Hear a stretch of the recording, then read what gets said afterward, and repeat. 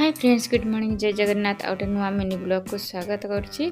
तो आज ब्लॉग हो चा पीबार स्टार्ट होची। एठी पर झीर ऑनलाइन क्लास होची। तो झील कहूँ मोर मुंड पागल हो गला, कौन कौन कर मैंने मुझे बुझी पार ना। तो ये झील तार खाऊँ मैगी, मु रोसे करुच्ची। आज इलिशी माछ आउ झीर दुई झीर हो अंडा झोल। तो ये हजबैंड नी, हजबैंड जाते कम, तो सी आसला पर मो आनी चॉकलेट। तो आम दीज सेयार करके खाऊे चॉकलेट। तो ये मोर किसी कपड़ा था, कपड़ा सेयार कर सारा पर झील मान को खाई देली कहीं से रेस्ट करेंगे। रेस्ट कर सारापर आम टे जीवु मार्केट। तो आम जाइलु रेस्ट कर सारापर मार्केट जाइलु विशाल। तो विशाल को किसी जिनस आनी तो देखू आउ गए ब्लॉग कहीं बड़ ब्लॉग हो गोटे मिनी ब्लॉग में देखी कौन कौन आनी। मो झील तो मत पागल कर दो, नेबी सेटा नेबी कौन कौन नेबी। तार ड्रेस भी आसला और कौन कौन आसला मुझे देखी।